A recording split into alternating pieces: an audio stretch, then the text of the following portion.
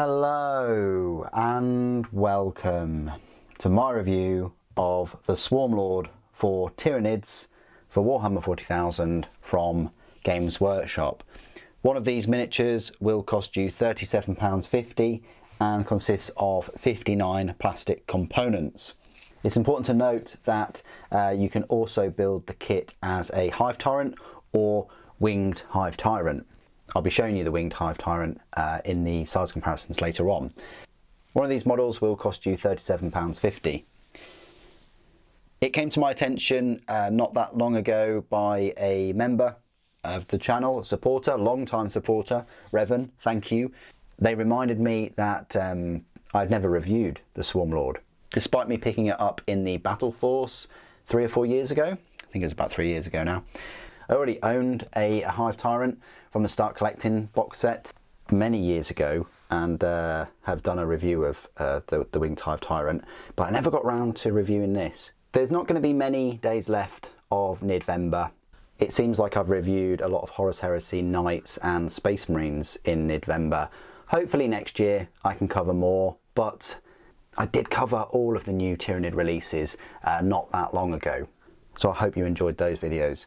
And seeing as there isn't a review of this model on my channel, now is a better time than ever. So I can't really show you the spare parts for the format of this review. They're probably long gone. I don't keep spare parts for every model in an individual bag. Crikey, I would have thousands of bags if I did that. But I can give you some nice size comparisons and I can go through the brand new 10th edition rules. So the model itself, fantastic. I really like the Swarmlord. I was debating whether to build it as a Winged Hive Tyrant or the Swarmlord. I just couldn't resist those big wings, so that's why the first one I ever picked up I built as the Winged Hive Tyrant. Although the second one, of course, I was itching, scratching to build it as a Swarmlord. There's just something about this very cool miniature. It's as old as the Tyranid race itself, apparently. It's the very pinnacle of the Hive Tyrant bioform. It's got swords everywhere. The only thing I wish it had was a couple more swords on its tail and swords on its chimneys maybe, but it's got 4 arms, each with a very nice bone sword on. Then, if that wasn't enough, it's even got this lovely sword on its forehead. It has a tail, but the tail it's alright, I suppose. But I would have liked to have seen another sword or something on there, or even a sword on its abdomen. But it's a nice model. It's got the chimney stack with the chitinous shell, studded with chimneys, and it's got the 4 serrated bone sabers. Very nice. I think the price is about right as well, £37.50. It's, you know, once they start charging £40 for it, then it's going to be a bit OP, but, you know, this is one of the biggest, best HQ choices for your Tyranid force, and you always need to remember that it does include 2 big wings in the set. So, nice model, you know, all the swords, purely close combat focused. We'll go through the rules in a moment. But first, let's have a look at some size comparisons. First up is my size comparison with a Winged Hive Tyrant right here. I know, can you believe that these are from the same kit? It is hard to believe, it really is. But yes, these are from the same kit. That's probably why it's £37.50. I mean, you know, looking at this Winged Hive Tyrant, you don't mind paying almost £40 for this. It's huge.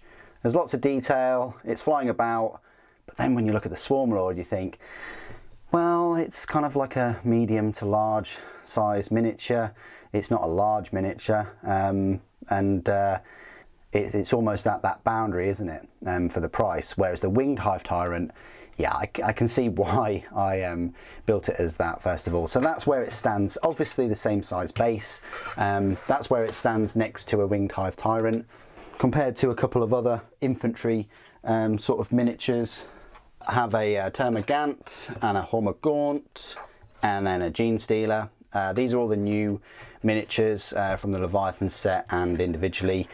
That's where it stands. It's going to tower above most of your Tyranid force unless you have any other big Gribblies, unlike the Tyranid Prime right here, where there's not that much of a bigger difference between the normal infantry, and the Swarmlords still will stand out, and stand out to your opponent too, because they will most likely try and kill it before it gets close to your troops. Compared to a Lictor, maybe, this is probably a good comparison. The Death Leaper would of course be taller, but yeah, surrounded by a couple of Von Ryan Leapers or Lictors, it's still going to be bigger than those. Compared to like the newer minis, the newer big Gribblies, here is a Screamer Killer. Yeah, it's not as big as a Screamer Killer, but it still holds its ground. You know, it's still quite a nice size miniature compared to this large one. They work together very well. Lots of sharp, stabby bone weapons. And then the big daddy at the moment, the Norn Emissary, right here. That's the comparison to make. Probably not that many comparisons on YouTube with a Swarmlord and a Norn Emissary, but here it is. So that gives you an idea if you were thinking about picking up the new Battle Force. This is kind of what you can expect once you build both of them, unless you build it as the winged Hive Tyrant. Compared to the usual 3 minis that I like to compare all the miniatures to, for Space Marines and Imperium. So you've got a Legacy Space Marine there. Yeah, back in the day, good 15, 20 years ago. I can't remember when this came out. It was in the 2000s or so. But yeah, back when this was released, it really did tower above all the Space Marines and things. But now, if you look at Primaris, even Terminators and things, they're starting to hold their own. Still, this is going to be one of the biggest HQ choices on the battlefield, next to Slimarbo, barely coming up to the hips there. So that's where it stands. Quite a nice, I say medium to large miniature. And this is my part of the review where I will go through all of the rules for the Swarmlord.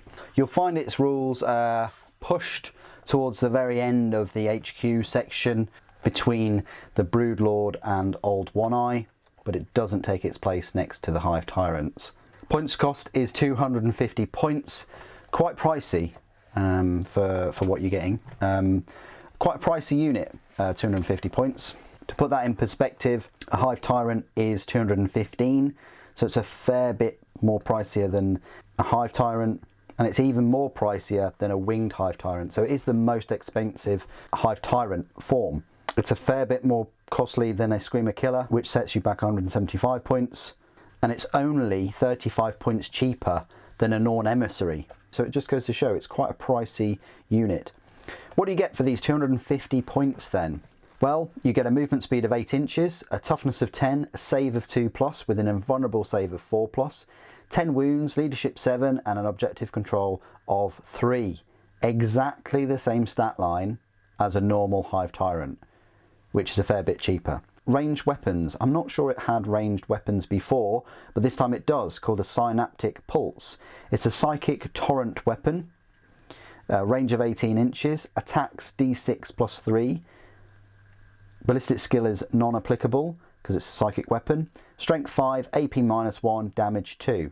That's not too bad, you know, it could potentially hit 9 times. AP is alright and damage is okay. It's just quite close, but it's just quite a short range. But it's nice to see it being given a ranged weapon. Melee weapons. This is where it's at though. Bone Sabers. It's a melee weapon, 8 attacks. Weapon skill 2+, strength 9, AP minus 2, damage 3. Not D3, not D6 or anything like that. It's straight up chopping, slicing, stabbing, 8 attacks there.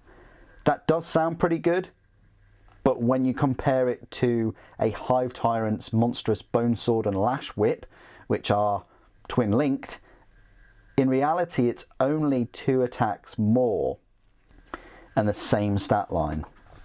It's a leader model, so the model can be attached to the following unit: Tyrant Guard.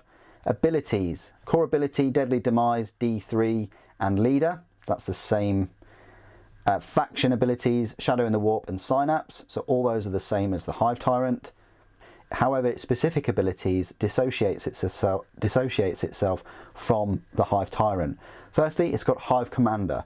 At the start of your command phase, if this model is on the battlefield, you gain 1 command point. So that's pretty nice. At the start of your command phase, you're getting that. Malign Presence. Once per battle, after your opponent uses a stratagem, if this model is your Warlord and is on the battlefield, it can use this ability. If it does, until the end of the battle, increase that stratagem's cost to your opponent by 1 command point. That's pretty nice. You're having to force your opponent to spend an extra command point to use a stratagem. And then Domination of the Hive Mind. It's an aura ability. While a friendly Tyranids unit is within 9 inches of this model, that unit is within your army's synapse range. Keywords: monster, character, epic hero, psyker, great devourer, synapse, Hive Tyrant, the Swarmlord. So there it is. I might be missing something. I can't see how it's worth so much more than a Hive Tyrant, than a standard Hive Tyrant.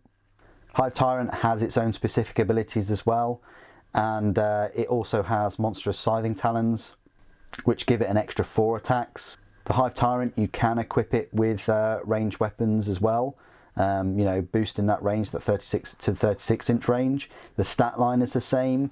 The only thing you're really getting with the Swarmlord is up to 9 psychic attacks and 2 and 8 melee attacks. The armor penetration at -2 makes me think twice about plunging it in to a group of Terminators, or even a group of normal Space Marines. Before, I think the Bone Swords used to be AP straight up 3, so in old rules that meant that it would just rip through the armor quite easily. Now with the AP -2, not so much. They're going to be getting armor saves. They could be shrugging those off. 8 attacks. I don't even know. Its saving graces though is that it is a high toughness, does have high number of wounds, and the saves are very good, as well as that objective control being very high as well. Delivery method, as usual, always stick it in a delivery method. As always, stick it in a Tyrannocyte.